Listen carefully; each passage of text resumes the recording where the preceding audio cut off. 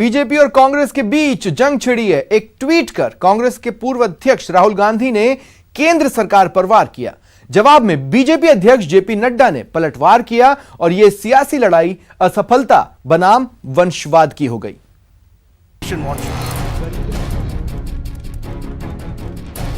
Congress BJP में Twitter वार। राहुल ने किया सरकार पर प्रहार, जेपी नड्डा ने किया पलटवार। असफलता बनाम वंशवाद। सत्ता और विपक्ष के बीच छिड़ी ये सियासी लड़ाई ना तो नई है और ना ही अनोखी।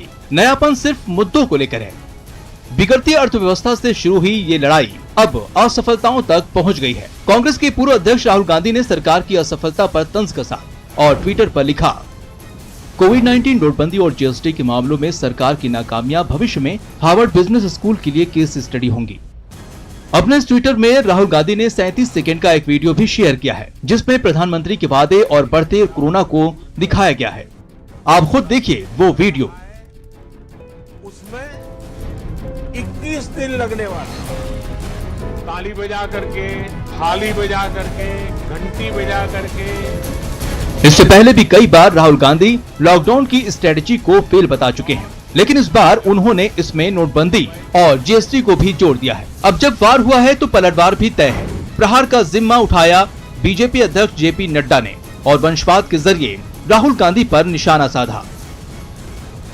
राहुल गांधी का ताल्लुक उस गौरवशाली वंश परंपरा से है जहां रक्षा के लिए समिति नहीं बल्कि कमीशन मायने रखता है। कांग्रेस में कई ऐसे योग्य सदस्य हैं जो संसदीय मामलों की जानकारी रखते हैं, लेकिन एक शाही परिवार कभी भी वैसे नेताओं को आगे बढ़ने नहीं देगा।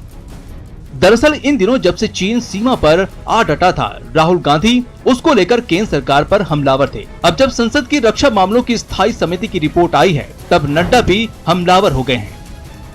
राहुल गांधी रक्षा मामलों की संसद की स्थायी समिति की एक भी बैठक में शामिल नहीं हुए, लेकिन दुख की बात यह है कि वो देश का मनोबल गिराने, सशस्त्र बलों के शौर्य पर सवाल उठाने के साथ साथ वो सभी काम कर रहे हैं जो एक जिम्मेदार विपक्षी नेता को नहीं करना चाहिए। आपको बता दें कि संसदीय समितियां एक तरह से मिनी संसद होती हैं, जिसमें लगभग सभी दलों के चुनकर आए सदस्यों को शामिल किया जाता है। लोकसभा की वेबसाइट के मुताबिक रक्षा मामलों की इस संसदीय समिति की पहली बैठक 27 सितंबर 2019 को हुई थी और आखिरी बार ये समिति 12 मार्च 2020 को बैठी थी। तब से लेकर अब तक 11 बार इस समिति की बैठक हो चुकी है, लेकिन सदस्य होने के बावजूद राहुल गांधी एक बार भी इस बैठक में शामिल नहीं हुए हैं। Bureau report, news 18 network. मुख्यमंत्री अशोक गहलोत वीसी के जरिए शहरी निकायों के जनप्रतिनिधियों और सफाई कर्मियों से रूबरू हुए। सीएम ने कोरोना काल में सभी के अनुभव सुने। इस दौरान सीएम ने 2 बड़ी घोषणाएं भी की। उन्होंने मंदिर खोले जाने की मांग पर कहा कि साधु संत मंदिर जा सकते हैं, केवल श्रद्धालुओं पर रोक है। साथ ही सीएम ने डूंगरपुर में सफाई के क्षेत्र में हुए काम की जमकर तारीफ की और अफसरों को साफ निर्देश दिए कि राजस्थान में एक भी सफाई कर्मी सीवरेज में नहीं उतरना चाहिए।